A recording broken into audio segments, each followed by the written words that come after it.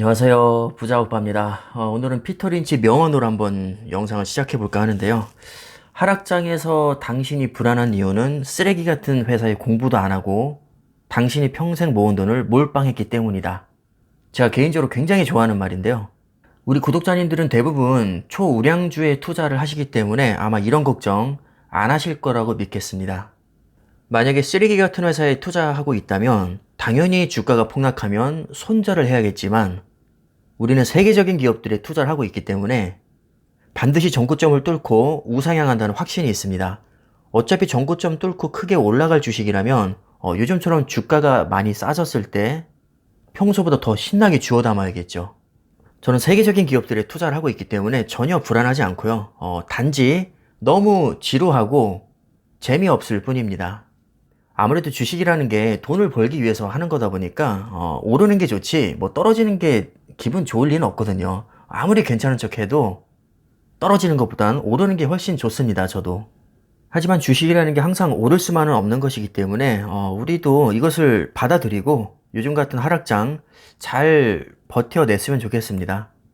며칠 전에 어떤 구독자님께서 QQQ와 SOXX 이 두 종목을 비교해 달라고 하셨는데 뭐 얘기가 나온 김에 둘 다 세계적인 초우량주잖아요. 비교 한번 해보겠습니다. 참고로 저는 요즘에 QQQ 3배 레버리지인 TQQQ와 SOXX 3배 레버리지인 SOXL을 집중적으로 매수하고 있습니다. 왜냐하면 너무 많이 빠지니까요.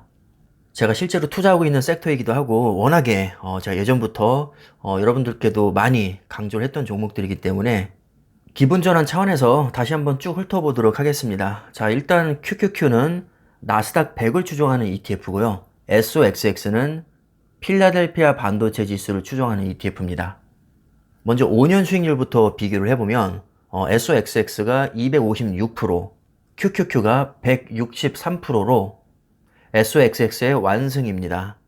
거의 뭐 100% 가까이 수익률 차이가 나니까 꽤나 큰 차이라고 할 수 있죠. 자, 그럼 세부적인 종목을 한번 보겠습니다. 일단 QQQ는 나스닥 100을 추종한다고 했는데 나스닥 100이라는 것은 나스닥에서 금융주를 제외한 상위 100개 기업에 집중 투자하는 ETF입니다. 상위 10개 기업을 보면 98.67%가 미국 기업이고요. 비중이 높은 순으로 보면 애플이 약 12.7%로 가장 높게 투자가 되고 있고, 그 다음에 마소가 10%, 아마존이 7.2%, 테슬라 4%, 엔비디아도 약 4% 정도 됩니다. 그 다음에 알파벳 A와 C를 합쳐서 약 7.5%, 알파벳은 구글의 모기업이죠. 그 다음에 메타 플랫폼스, 옛날 페이스북인데요. 3.4%, 그 다음에 브로드컴과 시스코가 약 1.8%로 투자가 되고 있습니다. 이렇게 상위 10개 기업을 합쳐서 약 52%로 투자가 되고 있는데 애플, 마소, 아마존, 알파벳 이런 기업들은 뭐 더 이상 설명이 필요 없을 것 같고요. 뭐 테슬라는 전기차 세계 1위, 엔비디아는 GPU 세계 1위, 특히 자율주행과 인공지능에 굉장히 특화된 반도체를 만드는 기업입니다. 그 다음에 메타 플랫폼스는 아예 메타버스에 올인하겠다면서 그냥 회사 이름까지 아예 메타 플랫폼스로 바꾼 기업입니다. 메타버스 대장주라고 보셔도 무방하고요. 브로드컴은 통신칩에 특화된 기업인데 퀄컴과 더불어서 세계 팹리스 1, 2위를 다투는 어마어마한 기업입니다. 시스코도 네트워크 솔루션 쪽에 최적화된 기업인데 전반적으로 상위 10개 기업을 보면 거의 다 기술주로 구성이 되어 있습니다. 시간 관계상 100개 기업을 다 볼 수는 없고 나머지 기업들도 몇 개 보면 펩시코 약 1.7%로 투자가 되고 있고요. 그 다음에 코스트코, 어도비, 컴캐스트, 인텔, 퀄컴 둘 다 반도체 기업이죠. 그 다음에 AMD도 마찬가지로 반도체 기업입니다. 그 다음에 넷플릭스, T모바일, 텍사스 인스트루먼트 역시 반도체 기업이죠. 그래서 QQQ는 기본적으로 여러 섹터에 분산으로 투자하긴 하지만 대체적으로 기술주와 반도체 중심으로 많이 투자가 되고 있는 ETF라고 생각하시면 됩니다. 그 다음에 SOXX를 볼 텐데요. 얘는 말 그대로 필라델피아 반도체 지수를 추종하니까 전부 다 반도체 기업으로만 구성이 되어 있습니다. 역시 90%가 다 미국 기업이고요. 브로드컴이 9.2%로 가장 높게 투자가 되고 있고 AMD 8.3%, AMD는 CPU 세계 2위, GPU도 세계 2위에 해당되는 기업입니다. 그 다음에 퀄컴 약 8.2%, 퀄컴은 스마트폰 핵심 두뇌인 모바일 AP 세계 1위 기업이고요. 엔비디아 약 7%인데 GPU 세계 1위 기업입니다. 그다음에 인텔 CPU 1위 기업이죠. 6%. 마이크론 테크놀로지 메모리 반도체 3위 업체 약 4.9%. 마벨 테크놀로지 SSD 컨트롤러를 아주 잘 만드는 기업입니다. 약 4.3%로 투자되고 있고, 그 다음에 TSMC 반도체 제조에 특화된 파운드리 세계 1위 기업이죠. 4.2%. 생각보다 TSMC 비중이 그렇게 높지는 않습니다. 그 다음에 어플라이드 머티리얼즈와 KLA 코퍼레이션은 반도체 장비 업체라고 보시면 되는데, TSMC와 인텔, 삼성전자 같은 기업들에게 반도체 장비를 공급하는 회사들입니다.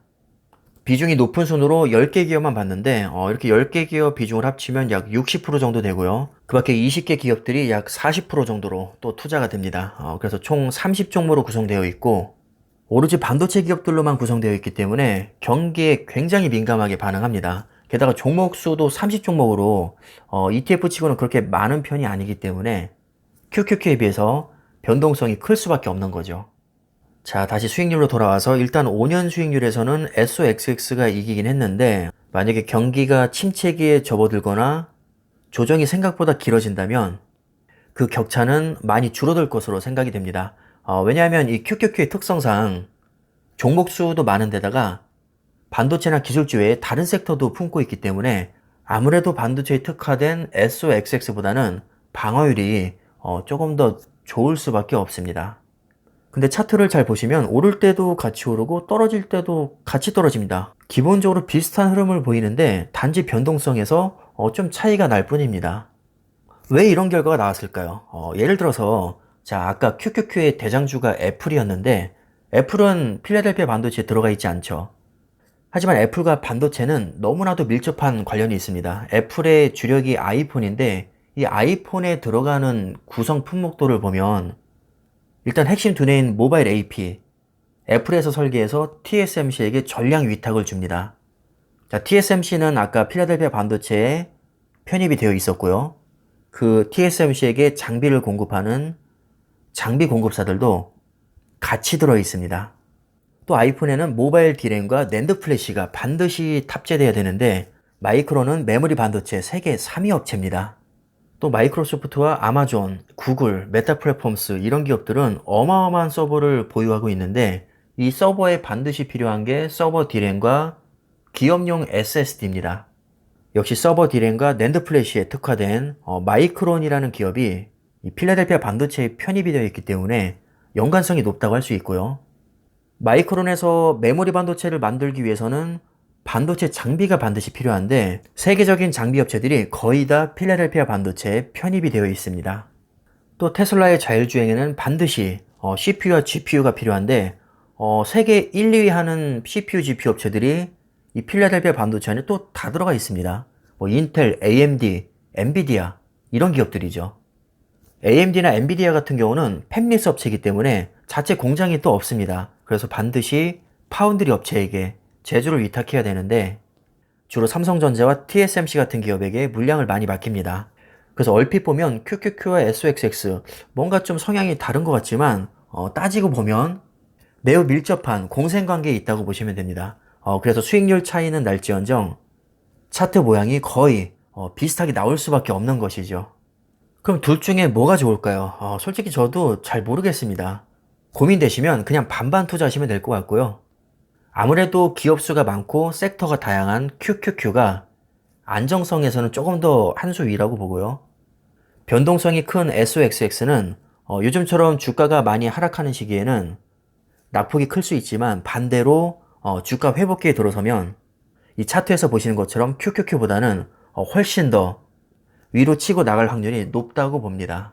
그래서 투자 성향이 좀 공격적이신 분들은 SOXX 비중을 높게 가져가시는 게 더 좋을 것 같고, 아니 애플이나 마소, 구글 같은 기업이 빠진 게 말이 되냐, 나는 실적 뒷받침되는 초대형 빅테크 기업 위주로 투자하고 싶다 하시는 분들은 QQQ에 투자하시면 됩니다. 아무래도 보편적인 기준에서는 QQQ가 좀 더 메리트가 있지 않을까 저는 개인적으로 생각을 해봅니다. 하지만 아까도 말씀드렸다시피 결국에는 애플, 마소, 구글, 테슬라 이런 기업들이 누구에게 반도체를 공급받을까요? 다 필라델피아 반도체 안에 편입되어 있는 기업들입니다. 결국에는 같은 배를 탄 기업들이고요, 전부. 기본적으로 주가 흐름도 거의 비슷하게 흘러갈 거라고 봅니다. 결론은 그렇게 큰 고민거리는 아니라는 것이고요. 뭐 그래도 많이 고민되시는 분들은 그냥 저처럼 어차피 둘 다 초우량주들이니까 골고루 투자하시면 됩니다. 그럼 오늘 영상이 도움이 되셨길 바라겠고요. 영상은 마무리하겠습니다. 감사합니다.